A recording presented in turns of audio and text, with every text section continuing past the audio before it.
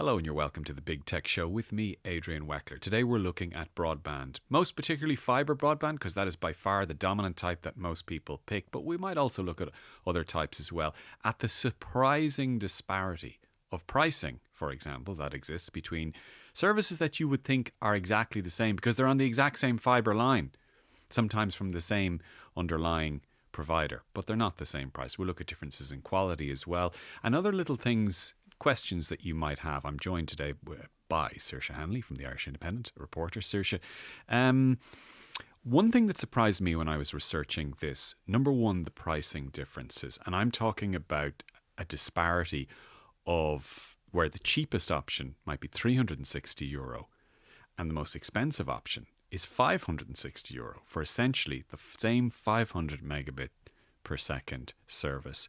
Was that something that you would have expected? I think it's something that I was a little surprised about, purely because if you're operating like many of us are on like a month by month kind of thinking about bills that way and thinking about that, you know, there's the disparity even in places that I've lived in the past couple of years in terms of how much the cost was for the internet, say, that is so vastly different between households that I'm a little bit surprised that they are the same quality or that, you know, the kind of same offering, but that the price is so different. It's been something that probably surprised me a bit. I'm going to name them. Do. And I'm going to name which is the cheapest, which is most expensive. I'm going to name them in ascending order from cheap to expensive. And I've chosen 7 services, fibre broadband services, fibre line into your home. None of this nonsense telephone line that connects to, you know, some exchange 2 kilometres away. Cheapest is Sky. Now, the criteria here is your first 12 months. So it could be a 12-month contract, might be a 24-month contract, but probably a 12-month contract. Cheapest is Sky, oddly, at €360 for year one. That's based on €30 per month for a 12-month contract. Watch out after 12 months, though, because the price doubles to €67.50 per month. And I think they add a few euro every April as well. That's the cheapest, Sky. Second cheapest, Pure Telecom, €420 in year one. Then it rises to €50 per month after the 12-month contract. The third cheapest really surprised me. It's Air out of the 7. So Air is actually slightly cheaper than the average for year one. It's only €35 per month if you're a new subscriber there. 12-month minimum contract. The price does rise to being the most expensive, though, on the market after 12 months to €76 per month. There's a little niggle with Air as well, in that you can only get a 12-month contract if you are on their own network. If you are in a rural network on the national broadband plan, underlying fibre network, which, you know, 560,000 of us households will depend on, they only offer 24-month contracts. It's kind of weird. And is that including the discount you'd get, say, in the first year, but for both years? Or just assuming you'll have to pay more? So the price is the same, but you can only have a 24-month contract if you're in the national broadband plan area, if you choose Air. Whereas if you're on their own network in a city area or in a suburban area, you get to choose a 12-month contract. Kind of an odd one. The next cheapest, and this is around the middle of the market, is Vodafone, which is €450 for your first 12 months. Over the long term, it's probably it's among the cheapest because it goes up to €40 after your first 6 months, but then it stays at €40. It's one of the cheapest long-term monthly. So if you're not the type of person to go changing your contract after 12 months each time, Vodafone is probably the cheapest in the long run. Then we start getting into the expensive services. So Virgin it's the same price in year one actually as Vodafone, but it then doubles to €70 per month after 12 months. So that's the second most expensive monthly after the contract ends after Air. Then you're getting into the stratosphere a little bit. DigiWeb is €560 in year one. It's €35 for 6 months and then €50 for the next 6 months. And there's also a €50 setup fee there. It's a 12-month contract. And then the most expensive, and they'll hate me for saying this because they believe they got a great package here, is Imagine. It's a small company called Imagine. They used to do a lot of fixed wireless. Do you remember the jingle for Imagine? Do you remember the radio jingle? Yes. WiMAX? Yes, I do Coming remember across the that. nation. I do remember that. I did a Next lot of generation. did a lot of good marketing legwork for them for some remembering it now. You did? I remember that, yeah. Yeah, okay. So they cost for your first 12 months, it's €660. Now that compares to €360 for Sky. Now, there is a little asterisk with Imagine because it's €55 per month and it never goes up. I was going to say, does that stay the same? It stays the same. And also, they have promised that it's a price freeze until 2030. So there will be no change on that, for the next 4 years, whereas the others could raise their prices. So they say that's your guarantee. Even still, you're paying literally almost twice as much as you would if you're in the first year, if you're going with Sky. So that's the cheapest to the most expensive. Cheapest Sky, then Pure, then Air, then Vodafone, then Virgin, then DigiWeb, then Imagine. There is a lot more to broadband than price, though. A lot more to broadband. And what kind of really surprised me here was these are fibre services. And I've always told everybody, go for fibre. It's guaranteed speed. You're not going to get any of the nonsense that you get from telephone lines or mobile broadband or fixed wireless broadband or satellite broadband. It's much more reliable. It's much faster. And yet, I was astonished to find that there are actual differences in minimum guaranteed speeds with the different fibre broadband providers. That was one of the things that I really took away from the piece you wrote about this, was that there, at least in some cases, the minimum isn't even something we're made aware of. Because I know. Well, in one case. In one specific case, certainly. But I know from my perspective, like when it comes to choosing a provider or any of that, I am probably pretty price first. And it is no major bearing on me beyond that. I don't do a whole lot of work from home. I don't feel like I need a huge amount of bandwidth or a huge amount of, access or speed. Whereas in saying that, my boyfriend and I both work from home one day a week, the same day. And every single time one of us is dropped off of a call, one of us is not able to access something or whatever it may be. And that's when it really comes home to roost with me that I'm like, that was an oversight on my part to not really consider those speeds or to think really about how important that they would can happen be. to you. And that's over. So, and you think that's your broadband service? Yeah, it's definitely like it's some. I would believe so, purely because it's something that isn't much of a big deal at the weekend. What kind of broadband do you have?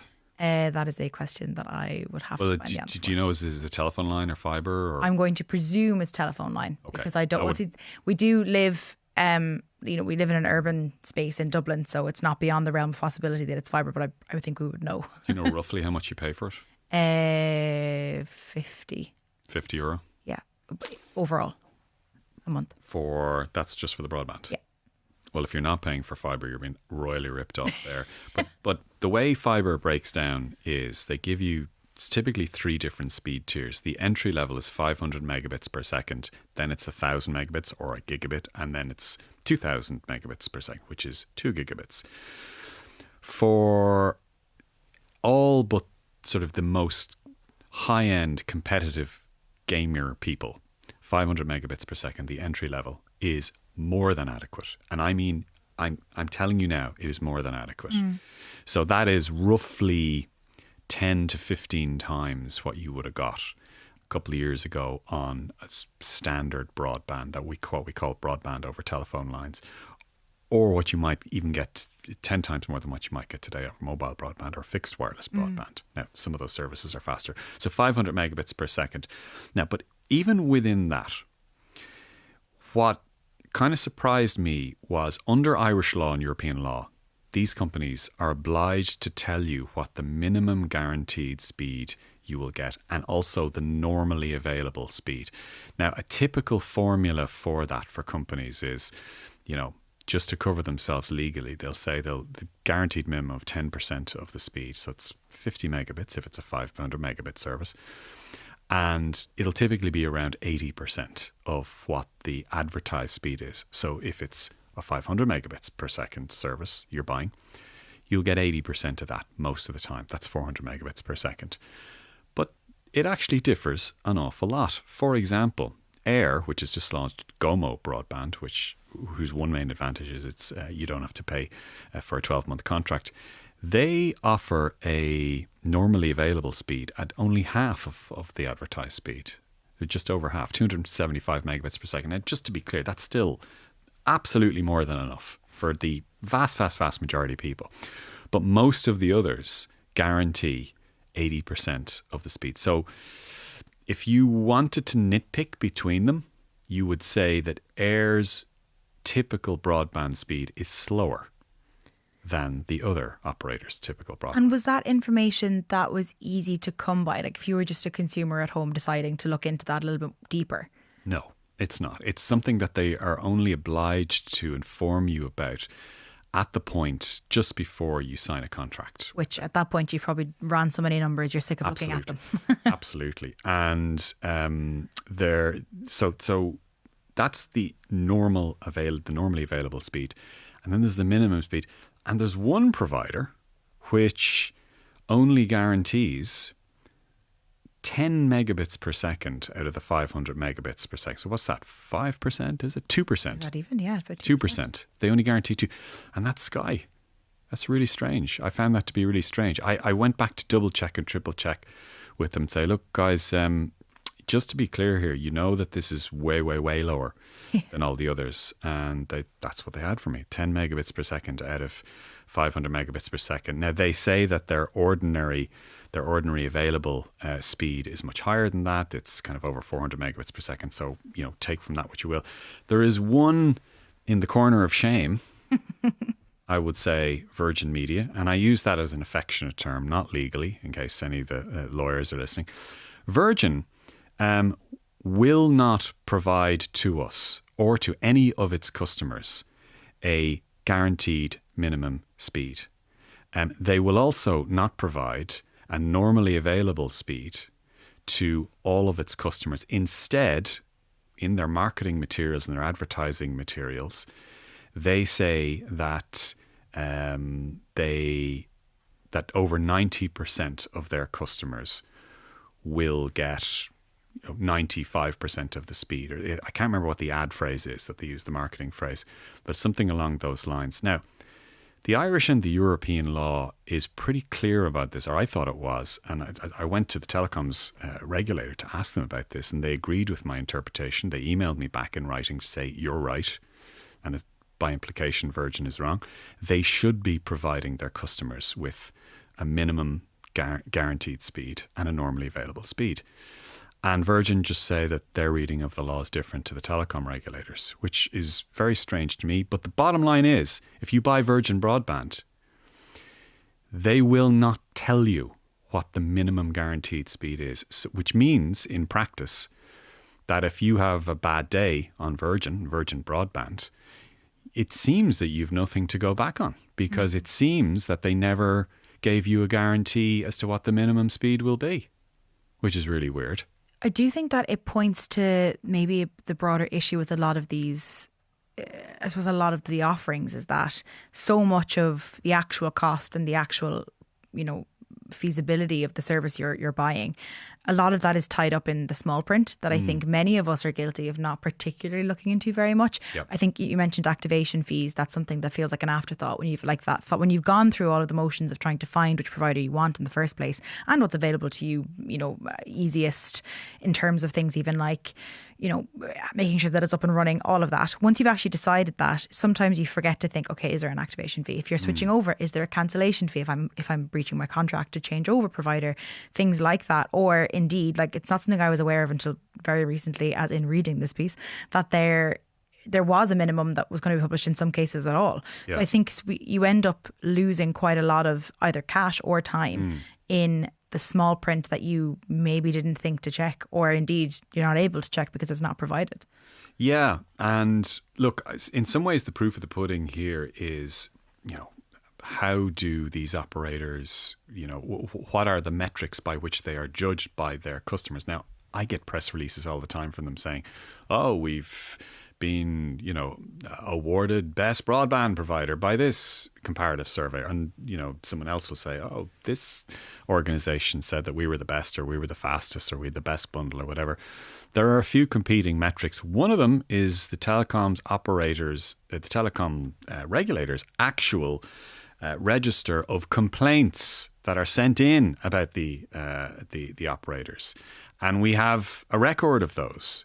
So we can say that of the most recent complaints to the telecoms watchdog, that the most complained about broadband operator per capita in the country is also the cheapest one, Sky. And it had 17.6 complaints per 100,000 broadband lines. And that's more than half above the average level of complaints. Now, I should point out that's actually a lot lower than most of the complaints about broadband have actually gone down in Ireland for some reason. I think it's because most people are now buying fibre, and it's just a lot more reliable than crappy telephone line broadband or wireless or satellite or mobile. But even still, for those that are counting, Sky is the most complained about. Next is Virgin Media at 13.8 complaints per 100,000 lines. So a bit behind Sky, not that much, but a bit behind Sky, and still 25% higher than the industry average. And then Air is bang on the industry average at 11 complaints per 100,000. I'm not sure if I would have, before examining the data, I'm not sure I would have predicted that placing. Do you think then it's fair or not fair to say that there's any correlation between the price you're paying and the service you're receiving and how happy you're going to be with it? Because it's probably a bit difficult to place because of the fact that a lot of the rates are promotional or because you're a new customer, whatever it may be. But if you were to think back about the ranking of the most to least expensive, is there any correlation then in the service you're receiving? Is it fair? You know, with some things you can say, if I pay more, I'll get better. Is that still the truth here? I would say that the big metric that is not really counted is customer service. So the complaints figures are actually relatively small. So, 17 complaints per 100,000 lines. It's not really a lot of complaints. Like, it sounds bad if we say Sky's the most complained about broadband provider when you put it that way. But when you actually look at the number of complaints they get, it's actually pretty low. Not complained about much. No. I mean, a few years ago, in the bad old days of dial-up internet, that could have been, 50 complaints per 100,000 lines for a provider. So it's not actually that much. On customer service, this is where you get into metrics like Trustpilot. Now, Trustpilot, you can take or leave it. Those who do well on Trustpilot, they try to point you to Trustpilot. For those who don't know Trustpilot, it's an online metric that you can give stars to any kind of service to. And it's starred out of 5. The lowest Trustpilot score among the main Irish operators is Virgin Media at 1.2 out of 5. That's based on 761 reviews. Sky is just behind that, 1.3 out of 5, based on 1,375 reviews. I will say that I believe they are not claimed profiles, which means that somebody has started a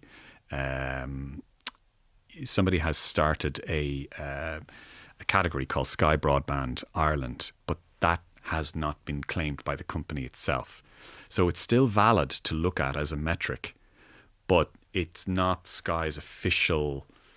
Sky hasn't launched their own Trustpilot brand. And the reason that I'm bringing that up, and the reason that that's important, is that companies that do that with Trustpilot tend to then put a lot of effort into making sure that the Trustpilot score is high. They might mention it in their marketing materials. They might mention it to customers and say things like, make sure to give us a rating on Trustpilot if you think we've done a good job. If you don't think we've done a good job, then just forget about Trustpilot. It doesn't exist. We don't have it. Yeah. So Virgin scores low, Sky scores low. Air has a pretty low one as well from Trustpilot, 1.5 out of 5, and that's based on a lot of reviews, 3,348 reviews. Again, it's not a claimed profile by the company. The only one of the big 4 operators to have a decent Trustpilot score, 4.2 out of 5, is actually Vodafone. The smaller providers do well. DigiWeb does very, very well. Pure Telecom does very well. That 4.8 out of 5, 4.4 out of 5. And then a very small one called Black Knight, which also is a web host provider, gets 3.9 out of 5. I think they put a lot more effort into Trustpilot. But that takes into account things like customer service, whether people are available to sort through issues. because that's often the big problem with broadband. I was going to say, anybody who's ever had any kind of headache with the bureaucracy of changing provider or getting a new service or whatever it might be, there's nothing worse than being held up with bad customer service or being held on a line for ages and ages and ages and ages, being told that, we'll come back to you. The line's very busy. We'll be back to you as soon as we can. And I do think that a lot of places that field those calls or answer those emails or are in charge of those mailboxes, they have a lot to work on. I understand that they have their own busy day jobs dealing with all of that. But it is frustrating when you're the consumer and you have, say, a cost issue or a billing issue or a service issue or a speed issue, any of those things, and you can't get it resolved. That's a huge headache on what is already a frustrating process. So I can see how that would be a big sway for somebody. And I think it certainly is if ever I'm shopping around for providers for anything, for mobile or for broadband or whatever it might be, of knowing that I can hopefully easily access somebody to solve a problem would absolutely bolster whether or not I'm re-signing the contract at the end of the year. It's okay though, because they're deploying AI now to customer service. Because that sounds like a great idea. It's going to solve all of our problems. Ever dealt with any of those AI bots? I have recently had a bit of an experience with one I'm trying to think what it was that I was even shopping at. Very recently, I had a bit of a scamming issue on Vinted. You can read all about it in Endo Money eventually. But I was trying to resolve a refund basically and a postage issue. And I was just caught in a mailbox that was not attended to by a person. So when I eventually got a real answer, it was kind of too late. And was that by a real person in the end? Eventually, yes. But up until that point, it had been automated. See, all these companies are starting to use AI now on their pop-up bubble on the website. I'm trying to think. I can't remember what it was that I was needing assistance with, but it was something like that. Yeah. They're terrible. Yeah. And I'm sympathetic to deploying AI on websites, and they're terrible. Yeah. I think the worst is when you are kind of having a back and forth and it's clearly not with the person and you're eventually or consistently being redirected to the FAQs. That always drives me crazy because 9 times out of 10 I've checked the FAQs for an answer to my question and it's not there. And no matter what you kind of come back to this AI bot with of saying I have this specific issue, they'll be like, have you looked at this? Normally I have and I haven't found what I needed. I find you have to just tap like an idiot, a Neanderthal, about 20 times just to get the AI to loop through its schedule before you get, put through to a person. And then it'll be to a WhatsApp, typically a WhatsApp. And the WhatsApp uses AI for the first 20 interactions. And that's infuriating as well. Eventually, when you do get through to somebody on WhatsApp, it's actually okay. It actually works reasonably well. But AI is shockingly bad. I mean, it's terrible. It's not even just slightly poor. To me, and I'm pro tech, and I find the deployments are absolutely awful. Some of these companies claim that they've got resolution rates of 50%, 60%, 70% through AI, and that's the way they sell these systems into companies. And all these naive, gullible executives are looking at these claims, saying, "Oh, we got to get this AI in," and all it does is piss people off. Yeah. In my opinion, anyway. I also think it generally means that you are in a far worse off mental state than you were when you eventually get through to the person, the real person on the other end of the line.